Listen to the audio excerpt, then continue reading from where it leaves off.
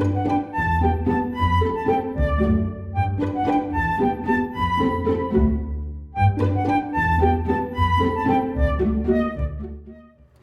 everyone! Today we're going to be reading chapters from The Case of Princess Tomorrow. Ooh. It's part of the Bloodhound Gang series. Chapter 1. The Phone Rings. The upstairs office of the Bloodhound Detective Agency stood empty. The telephone began to ring. It was 10:43 on a Friday morning in August. At that moment, on the sidewalk below, Vicky was returning from the dentist. The left side of her jaw was still numb. She entered the aging lobby of the office building and started up the wooden staircase. Mr. Bloodhound had hired her almost 3 years ago. She used to come in after school to type up the great detective's letters and reports. He was quick to see she had a clear and clever mind. He began to instruct her in the arts of crime detection. Now at 16, she was handling cases all on her own. Vicky was halfway up the stairs when the distant wail of the phone reached her. Perhaps it was for the Bloodhound Gang, she thought. Weren't Ricardo and Zach in the office? Slim and long-legged, she began taking the stairs by 2s and 3s. She raced down the hall to the door marked, Room 202, Bloodhound Detective Agency. Established 1947. Wherever there's trouble, we're there on the double. The phone inside was ringing like a cry for help. Quickly, Vicky fished the office key out of her bag and rattled it in the lock.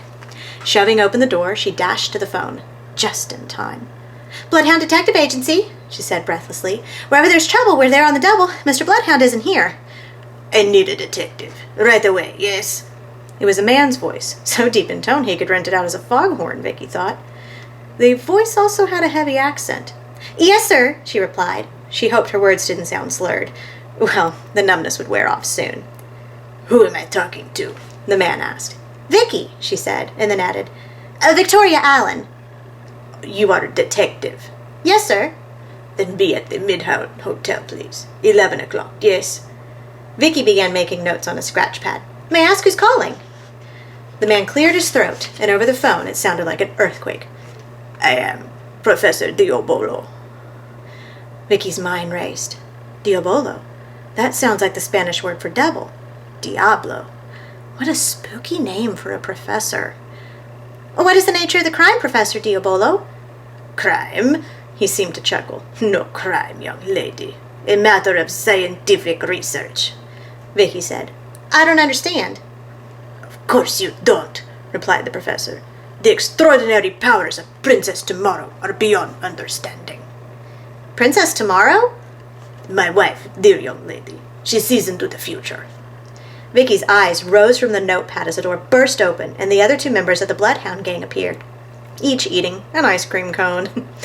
Ricardo collapsed into Mr. Bloodhound's swivel chair. Zach slid around the office on his skateboard. Come to room 628, yes, rumbled Professor Diabolo. You must be in attendance for Princess Tomorrow's amazing demonstration. We'll be there, Professor Diabolo, Vicky said, and hung up the phone. Ricardo swung about in the swivel chair. We'll be there. Where's there? It's too hot to go anyplace, Vicky. Yeah, said Zach, who was yellow-haired, blue-eyed, and 10 years old.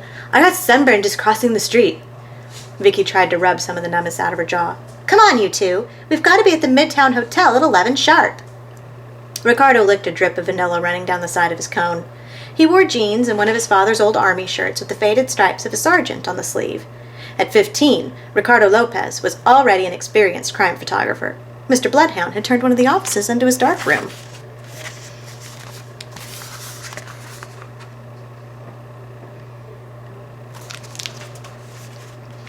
What's up? Said Ricardo. A burglary? Vicky shut one eye and gave him a look of playful scorn with the other. Since when do burglars make appointments like dentists? No, this case has something to do with a Princess Tomorrow.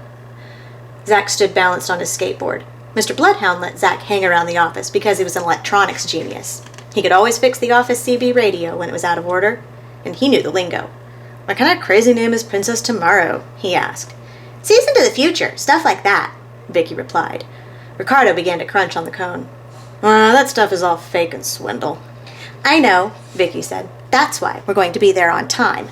Let's go. Tune in next time for Chapter 2.